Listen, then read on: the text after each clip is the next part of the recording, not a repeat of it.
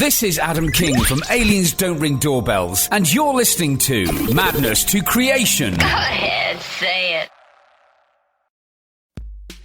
Welcome to the Madness to Creation podcast with Self-Care and Music Merge. This is Maddie. How are you? Hopefully you guys enjoyed the episode with Record Heat and how much fun that interview was. And it was an absolute pleasure to speak with them and everything like that. And I just want to make sure that you guys are just taking care of your mental health, and especially with the trying times that we're in, without getting like political or anything like that. We're all going through things for different reasons, and we need to show empathy, we need to show compassion, and we need to have a listening ear and a shoulder to cry on for those that are going through some tough times right now. Whether it's a pandemic, whether it's civil or social unrest, whether it's food insecurity, whether it's through financial insecurity, stuff like that. Make sure that you are there for your loved ones and there for your community as well. If we all just do something, like even if it's just helping an elderly person across the street or holding the door for somebody, we can make the world a better place by just doing those little things. I would like to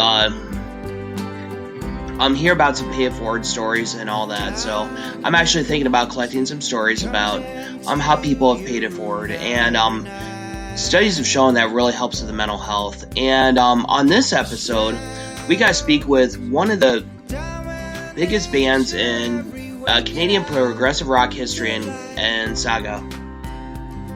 And we spoke with legendary keyboardist Jim Gilmour of Saga about their March 12th release, Symmetry, which is a reimagination of their classic songs.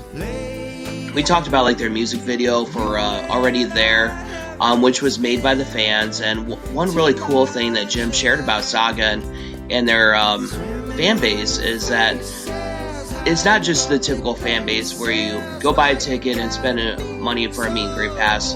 They actually have had barbecues. They have been to their fans' house and all that stuff because they really feel that connection with their fans, with Saga and all that. And he also shares some pretty cool stories about opening up for Pat Benatar in the United States and opening up for the legendary band Rush up in Canada. And also, Canada is going through a lot with COVID and everything like that. And he also talks about how Canada's been on lockdown and he's been spending more time with classical music as well. Symmetry is out March 12th, and you can pick up that record wherever music is sold. And also find Saga on any social media, whether it's Facebook, Instagram, or their official website. And also you can find Madness to Creation at madnesstocreation.com. And you can also find us on Facebook, TikTok, and Instagram at Madness to Creation, and on Twitter at MTC Madness. And if you want to check us out on Spotify, SoundCloud, Spreaker, YouTube, Google Podcasts, Geo7, and iHeartRadio, you're more welcome to that. I would love it if you would. And please share this podcast with a friend. If you're on Spotify, it really helps it to hit the follow button as well. In fact, if you're an artist and you we can trade follows, and if you have another podcast, we can trade follows on there too. And I would love to appear on one another's podcasts as well. And email me at madnesstocreation@gmail.com. And without further delay, here's our conversation with Jim Gilmour of Saga. Take it away, Jim. The Madness to Creation podcast. This is Maddie. How are you? Madness to Creation is where self-care and music merge. Here I have with me is Jim Gilmour of Saga. And Jim, how are you today? Not too bad. Hanging in. Yeah. And how have you? What's it looking like with the COVID-19 pandemic situation? Are you guys still in lockdown up in Canada, or? Oh yeah. Well, it all depends. I mean, Canada's a big place, so it all depends where you live. Toronto is in lockdown, but if you go a little bit north, a little bit east, it's not. But they don't want you to travel to those areas if you don't have to. Oh, definitely. And are you guys based out of Toronto? Well, not really. Everyone lives all over the place. I'm the only one who lives in Toronto, really. Okay. I wasn't sure like where exactly Saga's home base was. So we don't have one anymore. Okay, fair enough. So on March 12th, you guys have released Symmetry, And basically, it's just an amazing collection of acoustic songs taken from some of classic Saga songs, and just take us into the inspiration behind creating an acoustic album with Symmetry. How were the songs reimagined differently as opposed to the classic prog rock sound that is Saga? Well, we a couple of years ago we did a tour where we opened for ourselves acoustically, so nice. under the name Pockets. And at first, no one knew what was going on until after the first show. Of course, everyone knew. But so that was the birth of that idea. We were going to. We actually recorded every show that we did and filmed everything. And then when we got back, we realized, man, that's a lot of sifting through and editing and everything to make it work. So it's time to do a new album anyway. So why don't we do an acoustic album? Just rethink the songs and, just do them completely differently. And instead of, it's not, we didn't want it just to be, acoustic guitar and playing three chords, like a lot of bands have done. We wanted it to be smoking with the killer playing and just different than any other acoustic album that's ever been done. And that's what we set out to do. I definitely noticed that when I listened to like singles like Always There and Tired World, easy for me to say. And what I noticed was just how I noticed that there were some string accompaniments to it and everything like that. So and naturally that brings about the classic Saga sound. So what was the inspiration behind bringing like I think there was a cello player and a cellist and two cellists, and one is Stephanie, who I met through my best friend, and then she got her teacher to play some of the more difficult parts. So, and then we have the violin fiddle player Shane, who's a Celtic fiddle player up here in Canada. He's very actually well known up here.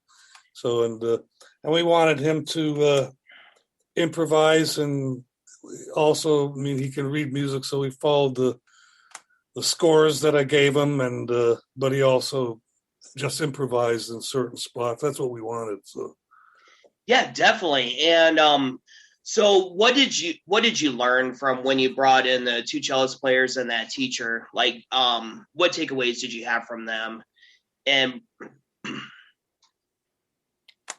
well, they just brought it more to life, and to have real instrument. Nowadays you can get all those sounds pretty easily, but to have real people playing it really makes all the difference. Yeah, and how have you guys adjusted your the studio work and stuff like that through the COVID-19, or was this album conceptualized before the COVID-19 pandemic? It was started like 6 months before. Okay. And so I did most of my main parts with Jim at his house, and I did all my clarinet playing and accordion and vocals, and then when the pandemic, we went on tour, and then we came back, and that's when the pandemic really hit. So then everyone had to finish up their parts at home. So that's how that happened. Mm-hmm. And what adjustments have you had to make to promote this album? Like in terms of like social media or anything like that? Because naturally, bands and artists aren't touring right now. So did you guys do like any live streams or anything like that? Or no, we can't, because Michael lives in the U.S. and he can't come across the border.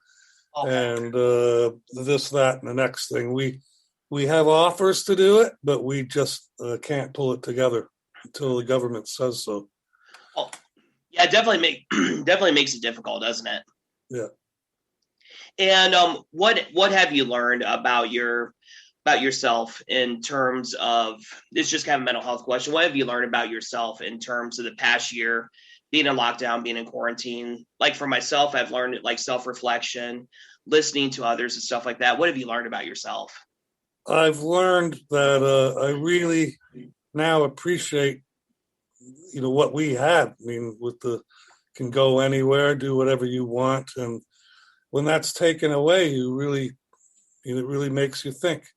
And I've also found myself being less tolerant of people who don't abide by the rules. And I agree.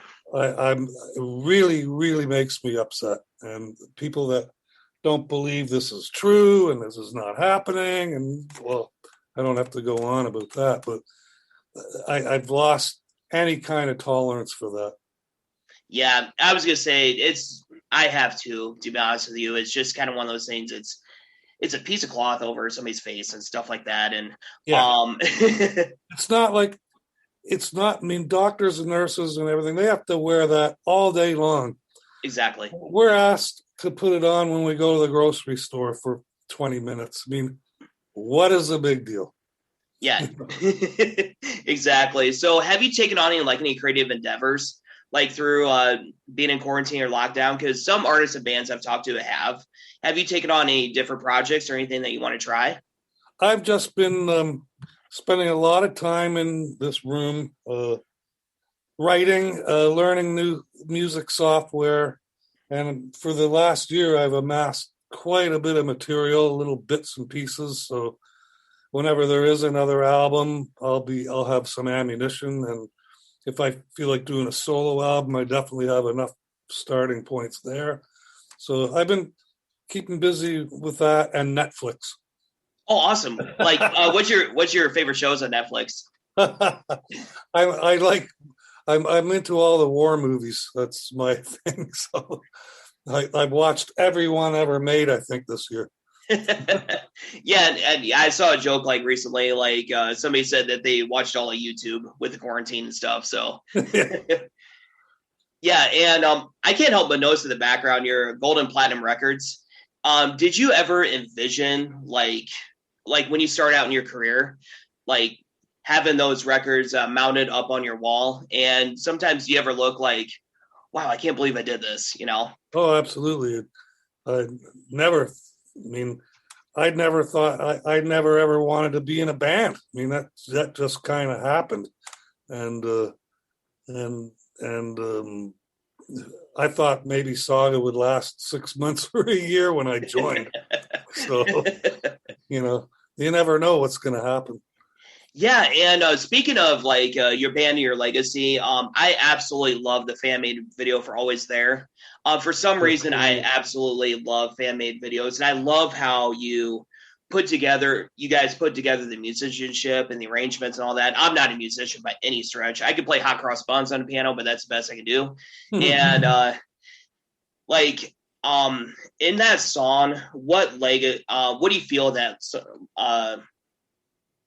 what legacy do you feel that song has? Sorry, I lost my train of thought there a little bit. That's all right. Well, basically what it says, I mean, it's for the fans. I mean, they were always there, and it could be about someone you love, It could be also about that. But I think we're taking it more about the fans, and that's why we're here, because they are. So. Yeah, definitely. And do you ever look back on that music video and just be like grateful and appreciative of like the fans pouring out their hearts to you guys? Yeah, and I mean, a lot of these people in that video are friends, like fans that have been coming to see us for years and years and years. And then we become friends with them, gone to their houses for dinner, had beers with them, Wow. So to see them on there, it's kind of heartwarming, and having not seen them for a while now and wondering when you're going to see them again. Yeah. Do you have any one of the things we talk about in Madness Creation is fans coming up to bands and being like, hey, that song really helped me get through. I'm sure you guys have had stories with that considering your legendary career. Can you recall of a fan experience where somebody has said that to you? There's actually been quite a lot of them. I mean, I really couldn't name you one. So there's been quite a few. So, and that's amazing that it's helped people. I know people that were really on the brink, and we helped them through it just by our music. So. And that is, to me, that's the absolutely beautiful thing about music. And one thing that the Madness Creation podcast is doing is I'm actually writing a book due out in 2023 called Lighthouses in the Darkest Distance. Oh, nice. And yeah, and I might use that for a song title. Oh, you're more welcome to. Absolutely. So I'm kind of wondering, like, what is the soundtrack to your life? Like, fans point to your music for that. Do you have any songs, bands, or artists or albums that you go to when, like, maybe you're feeling down in the dumps or a little depressed or whatever? To me, it's being classically trained and studied music at university and stuff. I always resort to that. And, Sure. some of Mozart's happy music I really like. And if I'm feeling aggressive, I'll listen to Wagner.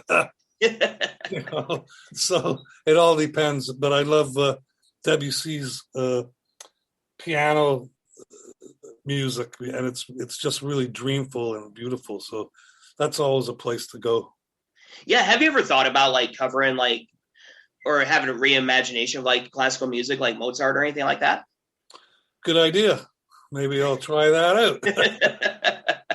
Yeah, I think it'd be a really cool idea. I could actually see Saga after pouring through your catalog this week. I could actually see you guys covering like Mozart or Beethoven or something like that, and that speaks to the talent that you guys have in your music. Oh, thanks. Yeah, That's absolutely. a good idea. Maybe I'll put together some sketches for fun. Give me something to do. Yeah, yeah. I'm just pumping full of ideas to you. So, yeah, and what else was I going to ask? Like when I looked at your gold and platinum records, when it's all said and done, what do you want the legacy of Saga and yourself to be? I just hope we're remembered for trying to be the best we could and write the best music that we could, and hopefully people will always appreciate that. Yeah, definitely. And I know that I'm speaking for myself and my cousin Don, who runs the Don's Hit List. He absolutely loved your band, and Where are he you loved it. calling from anyway? I am from Iowa, and Donna's podcast is based out of Manchester, United Kingdom, and Orlando, Okay. Florida, and has a radio show through Fab Radio International. And it's a really fun show to listen to. You should check it out sometime. Oh, okay. Yeah. Yeah, we played in Cedar Rapids, Iowa, when we opened for Pat Benatar. So, Oh, what memories do you have opening for her? she was great. She was absolutely really cool, and so was her husband. The whole band were really great. We hung out together. On days off, we'd go to the bar together. And I remember buying Pat a B-52. You remember those drinks? They're 3 different liqueurs in a drink. They were big in the 80s. Oh, I can't. I was probably 7 or 8 years old at the time. So, Well, you're supposed to down it in one shot. oh my God. And anyway, she was sipping on it all night. I always remember that. I thought that was funny. Was that in an Iowa bar, or was that all around the United States? That was, I can't remember exactly where that was, but yeah, we did play in Cedar Rapids. I remember that. Yeah, tell us your favorite tour that you've ever been on, favorite memory that you have that just sticks out. Well, probably there's been a lot of good ones, but our first Canadian tour when I joined the band, about a year after I joined the band, is when we opened for Rush. So, Wow. Yeah. So that, even though I'll be honest, I was never a big Rush fan, never have been. Oh, no But, kidding. yeah. But I appreciate what they did, and For sure. Jim and Ian grew up with Geddy and Alex, so they already knew each other. So they treated us great. And first time I ever had sushi was with them in Vancouver, because I was only like 21.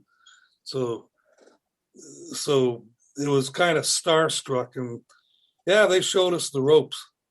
Yeah, definitely. And one thing I appreciate about Geddy Lee, he's a baseball nerd like I am. So am I. Oh, who's your favorite team? Well, Toronto Blue Jays. Yeah, of course. They're going to be a good team this year, I think. I hope so. They were getting good last year. Yeah, so, yeah. Who's your favorite player on the Blue Jays?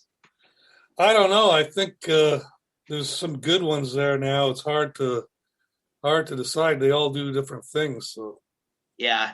I don't know. Well, I know Vlad Jr. lost some weight, so I think he's going to go off And maybe during this pandemic, he's learned how to speak English too. Oh, he doesn't know English at all. As far as I know. Really? Well, I know his father. The coach, our manager, he's from Puerto Rico, so he can. I think he can translate for him. Yeah, definitely. And so have you guys ever played like a national anthem or anything like that before, like a sporting event or anything like that? No. I mean, is it called the national anthem in Canada? Yeah. Okay. All right. Yeah. No, I don't know. Michael might have, but I don't remember. Oh, okay. All right. And so what else about Symmetry that you want to talk about? Like, how are you guys going to promote it, and what can fans expect from it? Well, it's kind of out there now, and record companies doing a good job of promoting it, and so I'm just kind of leaving it up to them. I mean, there's nothing we can physically do right now, so it's all on the internet at the moment. Definitely. And what's the first thing you want to do when this is all over? Get on a plane and go to a gig. That sounds good. Where's the first place you want to play? Well, we were supposed to play. I'm not supposed to mention this now, but I better not. Oh, okay. We're supposed to play in Europe in the summer. We'll see what happens, and I hope it happens. So.